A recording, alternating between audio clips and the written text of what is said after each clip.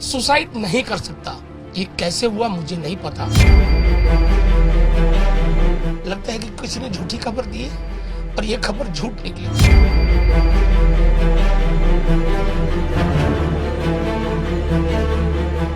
24 घंटे में बड़े बड़े केस सॉल्व करता है, इतने दिनों के बाद अभी तक सॉल्व नहीं कर पाया है, तो फिर लगता है कि कुछ बड़ी बात है, छोटी बात नहीं हो सकती। महानगरी मुंबई में जब आपको अपने शहर का कोई मिल जाता है ना, तो वो अपना सा हो जाता है। और बात हम सुशांत सिंह राजपूत की करें तो उन्हीं के शहर के पटना के हमारे साथ डायरेक्टर साहब हैं रंजन सिंह जी, जो सुशांत को काफ़ी अच्छे से जानते थे। सो कैसे हुई थी आपकी पहली मुलाकात एंड कैसे आप दोनों आमने सामने आए? इनफैक्ट जब मैं NSD पास आउट किया तो मैं दिल्ली में हमेशा जाया करता था वर्कशॉप वगैरह के लिए, थिएटर के लिए। तो श्री राम सेंटर, कमानी ऑडिटोरियम में मैं हमेशा शोज़ वगैरह के लिए जाया करता था। तो जब वो कॉलेज में वहाँ पढ़ता था तो उसको उसी दौरान से थिएटर के प्रति अट्रैक्शन था, तो वो हमेशा उधर आया करता था। तो हम चूँकि एक शहर के हैं, मैं NSD ग्रेजुएट हूँ, तो वो मुझे अच्छी तरह से जानता था। तो उस दौरान भी मुलाकात हमारी हुई। जब मुंबई में मैं आ गया, मैं सेटल हो गया था, मुझे याद है अच्छी तरह से कि मैं उस समय भी नागिन ही कर रहा था। 2008 की बात है। 2008 में मैं अरुणा ईरानी जी का जो नागिन था वो शो कर रहा था, और वो मेरे से पहले फ़ोन पे बात किया, फिर बोला मुझे मिलना है, और वो मिलने आया और उसने कहा कि सर मुझे ना एक्टिंग सीखना है, तो मुझे आपसे बढ़िया टीचर कोई नहीं मिलेगा। मेरी आँखें भर आती, वो मेरे से मिला कि एक्टिंग सिखा दो। और मैं इतना, मेरा टाइट शेड्यूल था, इतना बिजी था कि मैंने कहा कि अभी मैं कभी 1-2 घंटे के लिए मिलोगे तो मैं ज़रूर कर सकता हूँ, बट पूरे दिन मैं वर्कशॉप की तरह नहीं कर सकता। उस दौरान वो डांस क्लासेस वगैरह कर रहा था, डांस सीखता था शामक के ग्रुप में, और वो डांस पे बहुत मेहनत कर रहा था। और उसको बालाजी का ही शो, वो क्या नाम है, किस देश में है मेरा दिल, नहीं किस देश में है मेरा दिल, वो शो उसको मिला था। उसमें छोटे भाई का रोल वो कर रहा था। बाद में पवित्र रिश्ता उसने करा, पवित्र रिश्ता में तो लीड रोल था उसका। और फ़ोन पे फिर हमेशा मेरे से इंस्ट्रक्शन लिया करता था कि ये सीन है, क्या करूं। कई बार उसने बालाजी के शो के दौरान भी मेरे से बात किया था। और सबसे बड़ी बात है कि जो घटना हुई है, मैं 100% कन्फर्म हूँ वो ऐसा नहीं कर सकता। वो मरने वाला लड़का था ही नहीं। उसकी विल पावर इतनी मजबूत थी कि वो तो दूसरों को बुस्टअप करता था। मतलब वो कभी हार जिंदगी से माना ही नहीं। मैंने उसको जितना भी उससे बातचीत किया, उससे जितनी भी मेरा कनेक्शन था, कि वो इतना स्ट्रांग था कि वो सुसाइड नहीं कर सकता। ये कैसे हुआ मुझे नहीं पता, मैं समझ नहीं पा रहा हूँ कैसे हुआ। वो नहीं हो सकता। डिप्रेशन की बात लोग करते हैं, डिप्रेशन में जाने वाला लड़का ही नहीं, डिप्रेशन में जाने वाले लोग अलग ही होते हैं। वो तो रिसर्चर था, वो तो इतनी छोटी छोटी चीज़ों पे उसकी इतनी पकड़ थी, इतनी मेहनत करता था वो, कि डिप्रेशन में जाने का सवाल ही नहीं था। जिसको जिंदगी से प्यार हो वो डिप्रेशन में कैसे जा सकता है। तो ये सब बात के पीछे कौन सी कहानी है, कौन सा राज है, मुझे नहीं पता, बट मुझे उम्मीद है कि ये सब खुलेगा। अभी तो मोदी जी ने CBI को भी दे दिया है, कल मैंने न्यूज़ देखा रात को, तो मुझे उम्मीद है कि CBI जब इसमें शामिल होगी तो वो सब खुलेगा।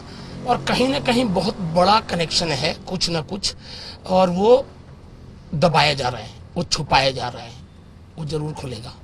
रंजन सर, हम कह सकते हैं कि एक्टिंग की जब बात करें तो एक जब अपने शहर से कोई आता है और फिर वो उनसे मिलता है जो ऑलरेडी सेटल हो चुके हैं मुंबई में, तो बहुत सारे कनेक्शंस होते हैं। जैसा आपने कहा फ़ोन पे अक्सर बातें होती थी, तो हम आपको एक एक्टिंग मेंटर कह सकते हैं सुशांत का, जो उन्हें गाइड करते रहे सीन्स के लिए, चीज़ों के लिए। शुरुआती दौर में जब वो स्ट्रगल कर रहा था, क्योंकि मैं पटना रंगमंच से रहा हूँ, पटना में भी वो मेरे से, मतलब हमसे बहुत दूर नहीं, मुश्किल से 3 किलोमीटर दूर पे उसका घर है, जहाँ से मेरा घर है। मेरा घर उसका घर बहुत नज़दीक है। मैं राजेंद्र नगर का रहने वाला हूँ और वो मेरे घर से 3 किलोमीटर के डिस्टेंस पे है।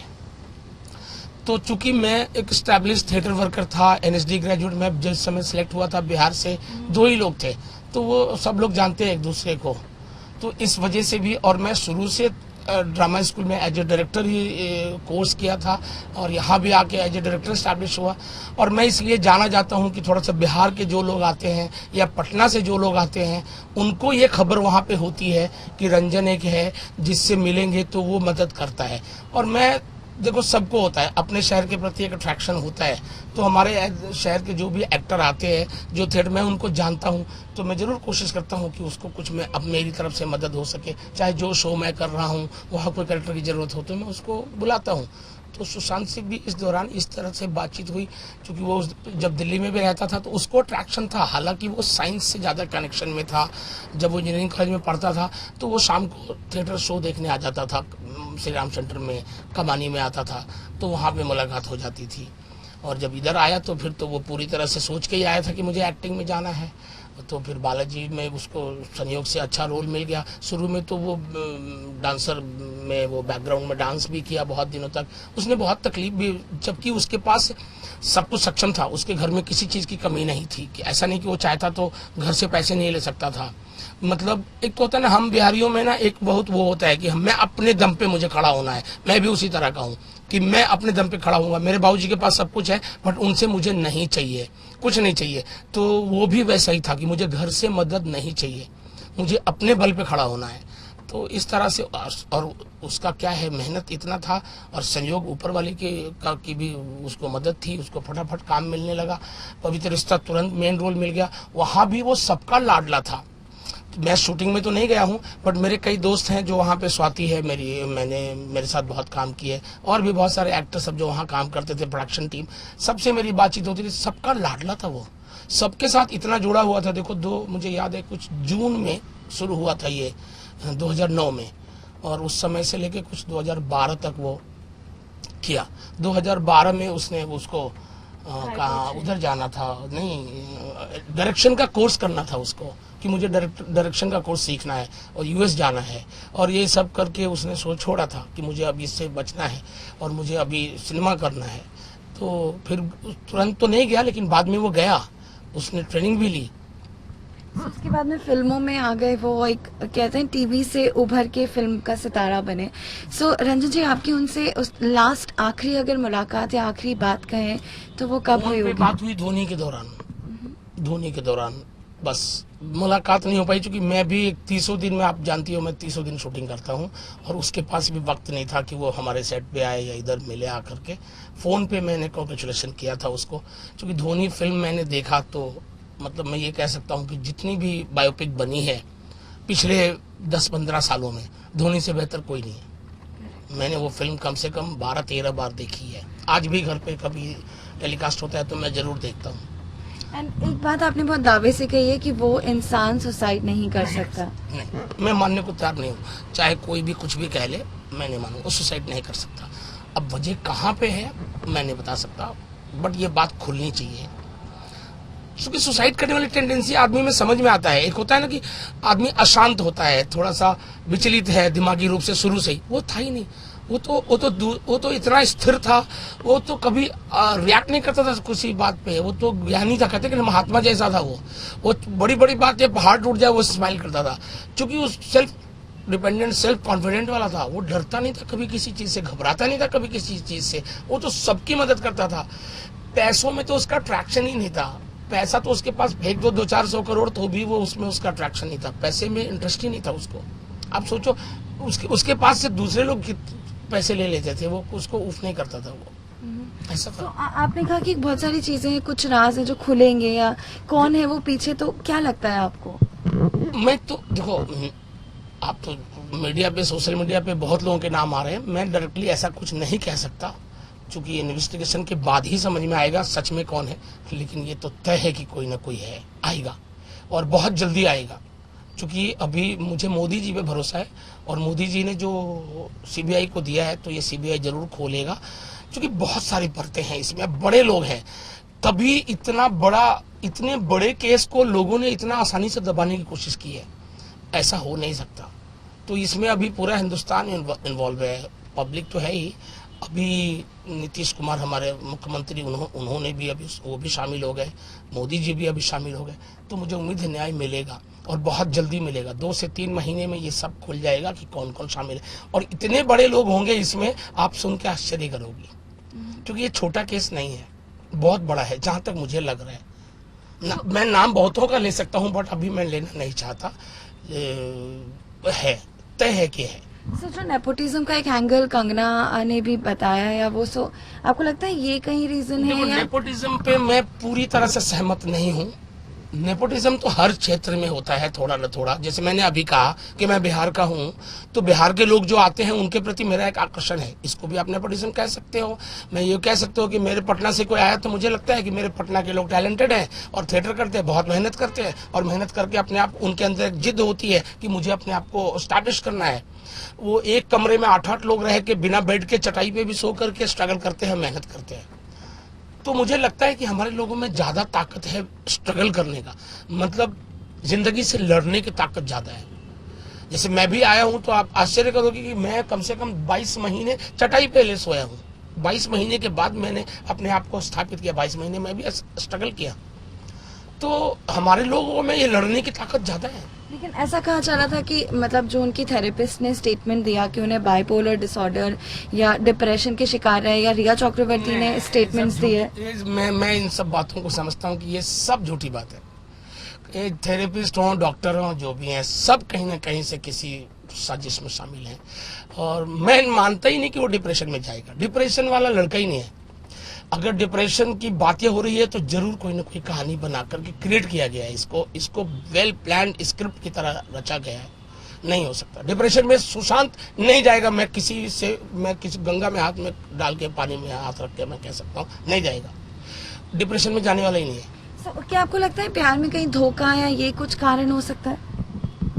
धोखा तो उसको प्यार में, देखो, जब तक वो अंकिता के साथ था, मैं जानता हूँ अंकिता उसको बहुत प्यार करती थी, पागल थी उसके लिए, वो भी उसको बहुत प्यार करता था।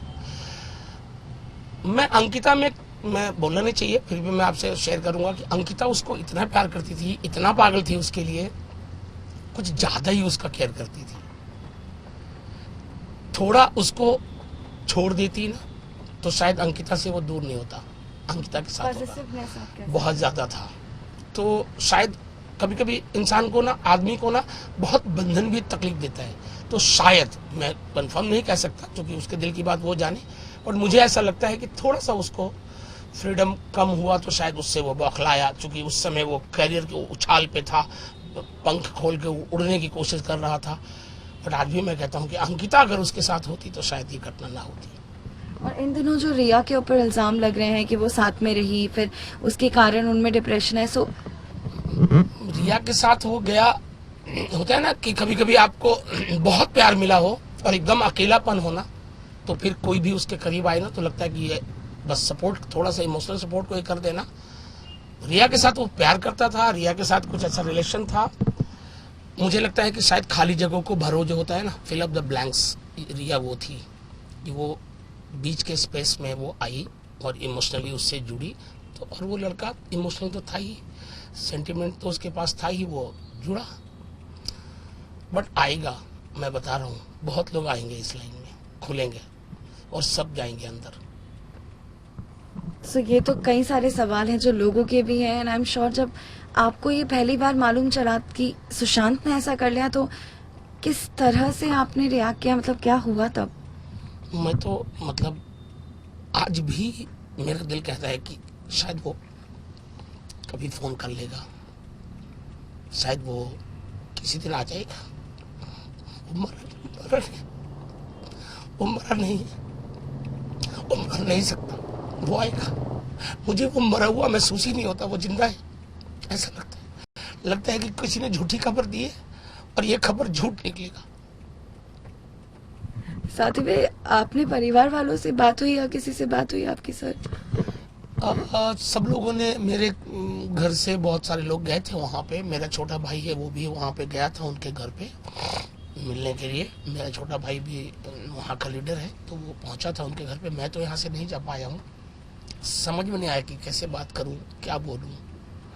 मेरे पास कोई सांत्वना देने के लिए चीज़ें नहीं थी।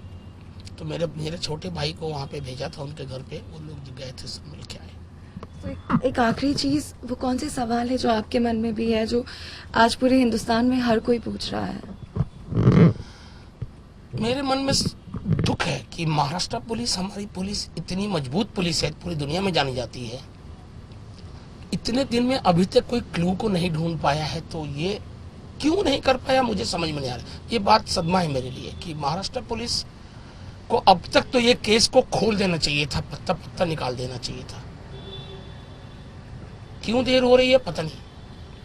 तो ये बात सदमा है, दुख है मेरे लिए महाराष्ट्र पुलिस के लिए, क्योंकि मैं महाराष्ट्र पुलिस को बहुत सम्मान करता हूं, और मैंने देखा है कि छोटे छोटे केस को खोल के तुरंत रख देता है, 24 घंटे में बड़े बड़े केस सॉल्व करता है। इतने दिनों के बाद अभी तक सॉल्व नहीं कर पाया है, तो फिर लगता है कि कुछ बड़ी बात है, छोटी बात नहीं हो सकती।